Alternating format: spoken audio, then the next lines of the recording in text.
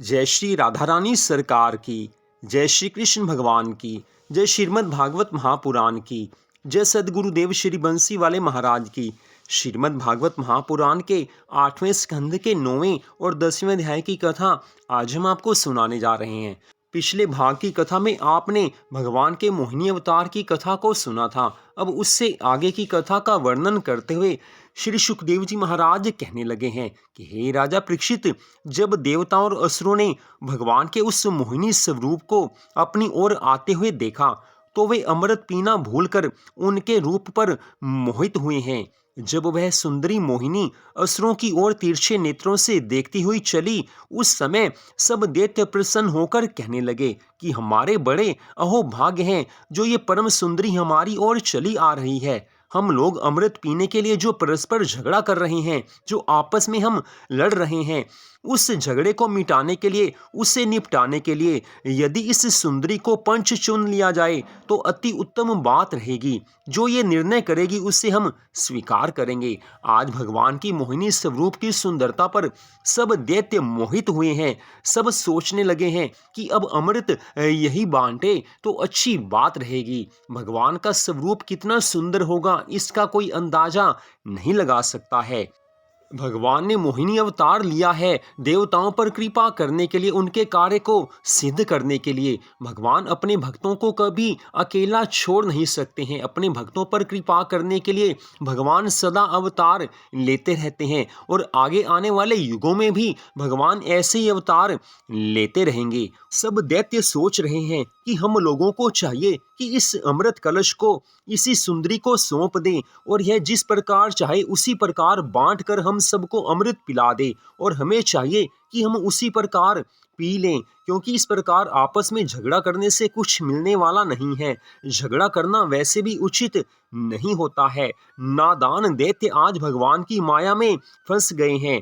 ऐसा निश्चय करके दैत्यों ने अमृत कलश को मोहिनी के पास ले जाकर कहा कि हे सुंदरी, हम लोग इस अमृत को पीने के लिए आपस में झगड़ा कर रहे हैं, इसलिए हम सब तुम्हें अपनी इच्छा से पिलाने वाली चुनकर ये चाहते हैं कि तुम अपने हाथ से इस अमृत को बांटकर हम सब लोगों को पिला दो। दैत्यों की बात सुनकर मोहिनी ने कोई उत्तर नहीं दिया है और उनकी ओर ना देखकर आगे की ओर बढ़कर चलने लगी है। उस समय सब दैत्य उनके चरणों में पड़ गए हैं। कहने लगे हैं कि हे परम सुंदरी, तुम इस तरह हमारी बात की उपेक्षा मत करो। हमारी विनय पर, हमारी प्रार्थना पर ध्यान दो। हमें अपने सुंदर हाथों से अमृत अवश्य पिलाओ। इस प्रकार सब दैत्यों के इन वचनों को सुनकर मोहिनी रूप भगवान दैत्यों की ओर देखकर मुस्कुराने लगे हैं। उस मंद मंद मुस्कुराहट को देखकर सब दैत्य और भी अधीर हुए हैं। उस समय मोहिनी रूप श्री हरि भगवान ने उन्हें अपने ऊपर अत्यंत मोहित हुआ जानकर इस प्रकार कहा है कि तुम लोग मुझ अपरिचित नारी को अमृत बांटने के लिए क्यों पंच बना रहे हो? क्योंकि बुद्धिमान लोगों को किसी अपरिचित नारी का विश्वास भूलकर भी नहीं करना चाहिए। स्त्री में माया फंसी होती है। जिसका मन स्त्री में लग जाता है वो माया मोह में फंस जाता है।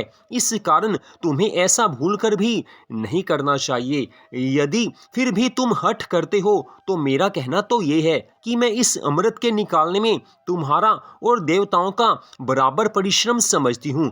तुम दोनों ने इसके लिए परिश्रम किया है। इस कारण यदि तुम स्वीकार करो तो मैं तुम्हें और देवताओं को आधा आधा अमृत पिला सकती हूँ। तो मैं इस कार्य को जरूर करूंगी। लेकिन अगर तुम इस बात को स्वीकार नहीं करते तो अधर्म की पंचायत मुझे स्वीकार नहीं है, क्योंकि मैं धर्म पर चलने वाली हूँ। अधर्म पर मैं नहीं चल सकती हूँ।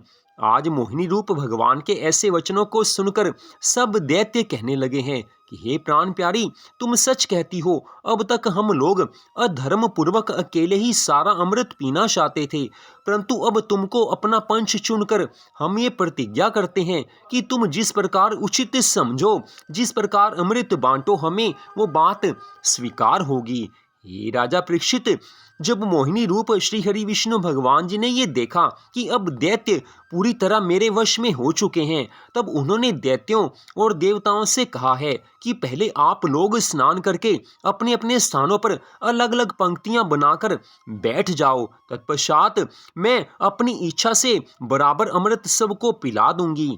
ऐसा सुनकर देवता और दैत्य स्नान आदि से निवृत्त होकर सब पंक्तियां बनाकर बैठ गए हैं। भगवान ने माया का जाल सबके ऊपर फैला दिया है। दैत्य आज भगवान की माया में पूरी तरह से फंस चुके हैं। भगवान अगर देवताओं पर कृपा करना चाहते हैं तो देवताओं का कार्य भगवान सिद्ध करेंगे ही करेंगे। इसी कारण तो भगवान ने मोहिनी अवतार लिया है। सब देवता और दैत्य अलग अलग पंक्तियां बनाकर बैठ गए हैं। उस समय मोहिनी भगवान ने दैत्यों से कहा है कि देखो, इस कलश में अमृत जो ऊपर है वो पतला है और नीचे उसका सार भाग है, अतः पहले पतले वाला अमृत मैं देवताओं को पिलाऊंगी। बुद्धिहीन असुरों ने कहा है कि हे प्रिय, तुम जैसा चाहो वैसा ही करो। तब मोहिनी अमृत का कलश उठाकर देवताओं के पास से आई हैं और उनको अमृत पिलाना आरंभ किया है। देवताओं को अमृत पिलाते समय वे पीछे बैठे हुए दैत्यों की ओर मुड़कर अपनी तिरछी नजरों से देखती जाती थी, जिस कारण सब दैत्य अमृत का ध्यान भूल चुके थे और मोहिनी के स्वरूप पर मोहित थे।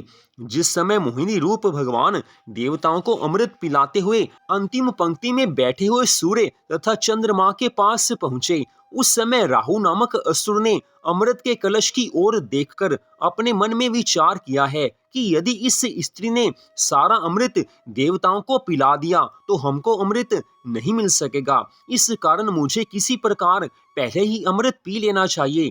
ऐसा विचार करके आज राहु ने अपना स्वरूप देवताओं जैसा बना लिया है और सूर्य तथा चंद्रमा के मध्य में बैठकर अमृत पी लिया है। उस समय सूर्य और चंद्रमा ने राहु को पहचान कर मोहिनी भगवान से चिल्लाकर कहा है कि यह हमारे बीच में असुर आ बैठा है और छल करके तुम्हें ठग रहा है। आज ऐसे वचन सुनते ही मोहिनी रूप भगवान ने शेष अमृत को चंद्रमा पर डाल दिया है, खाली कलश को पृथ्वी पर पटक दिया है। तत्पश्चात सुदर्शन चक्र से राहु का सिर काट दिया है, परंतु राहु ने अमृत पी लिया था, इस कारण वह असुर मरा नहीं बल्कि एक से दो असुर बनकर धड़ तथा मस्तक के रूप में अलग अलग उठकर खड़े हो गए।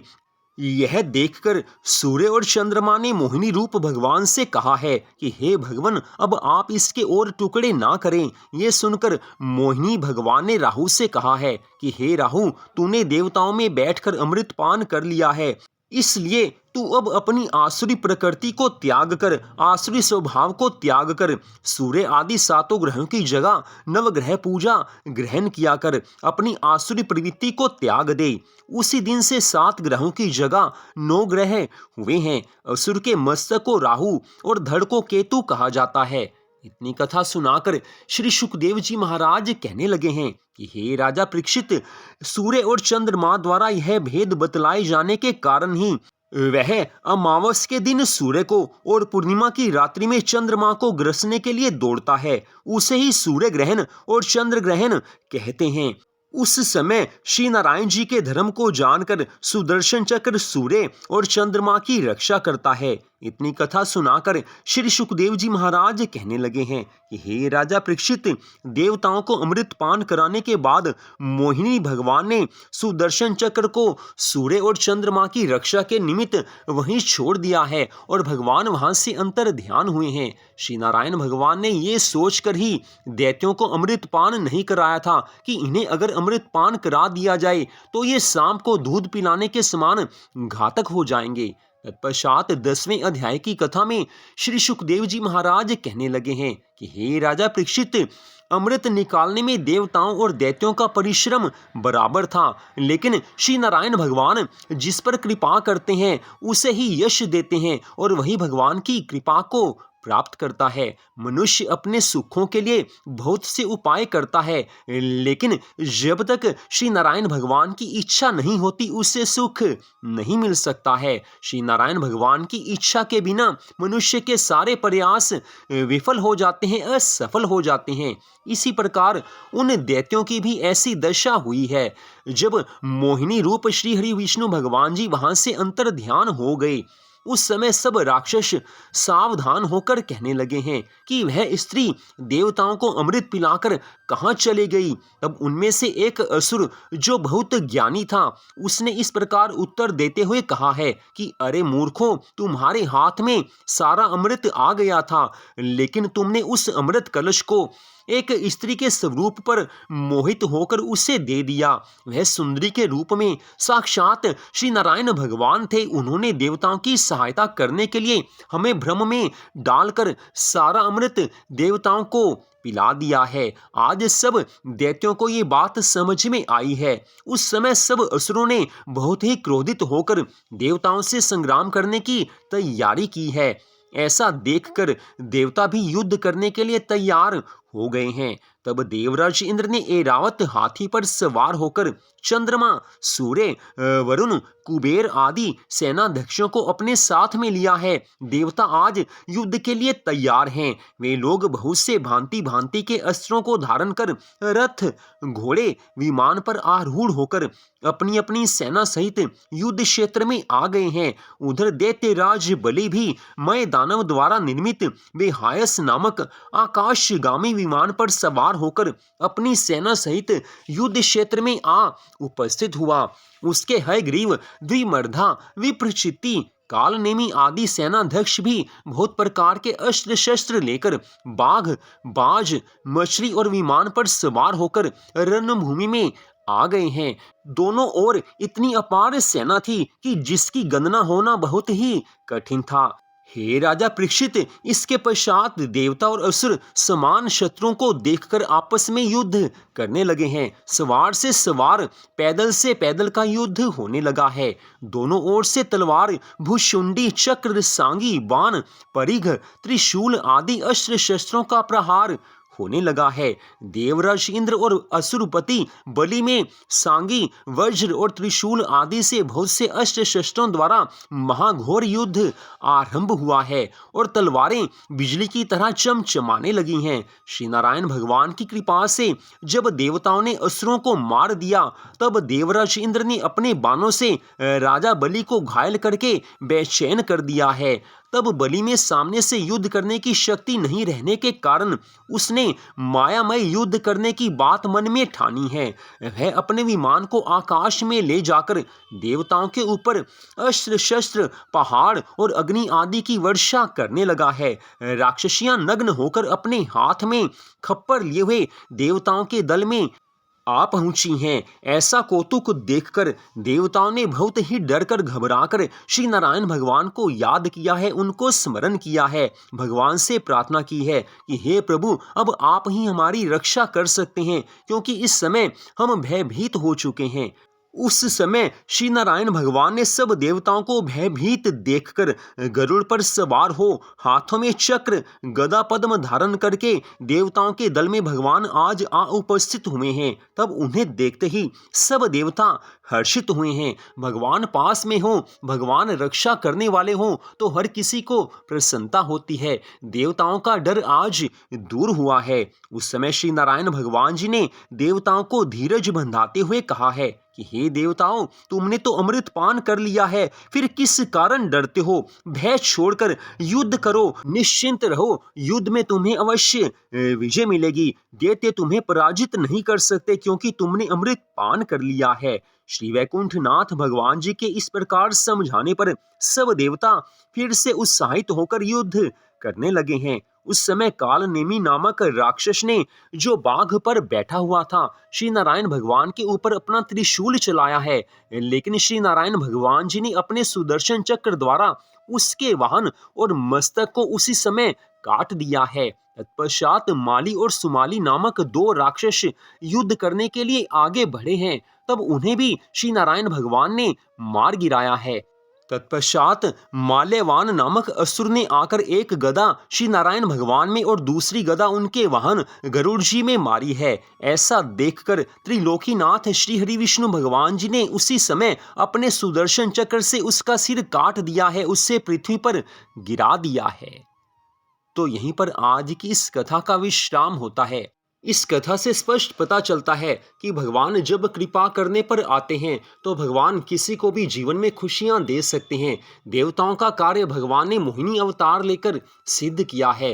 अमृत पान उनको सबको कराया है। दैत्यों की हार हुई है। भगवान जब कृपा करने पर आते हैं तो जीवन में हर खुशी मिलती है, सुख संपत्ति आनंद मिलते हैं। भगवान के श्री चरणों में अपना मन लगाकर जो भगवान की भक्ति में सदा लीन रहते हैं, उन्हें भगवान की कृपा से सभी तरह के सुख मिलते हैं। जीवन के अंत समय में ऐसे मनुष्य भवसागर से पार हो जाते हैं और भवसागर से पार होना ही तो हमारे जीवन का एकमात्र परम सुंदर लक्ष्य है। संसार की चीजें, संसार की धन संपत्ति ये तो वैसे भी मिल जाती है। भगवान हल्की सी कृपा करते हैं तो सब कुछ मिल जाता है, लेकिन सबसे बड़ी कृपा जब भगवान करते हैं तो अपने भक्तों को अपना प्रेम देते हैं, अपनी याद देते हैं, अपनी कथा देते हैं, सत्संग देते हैं और जीवन के अंत समय में भवसागर से पार कर देते हैं।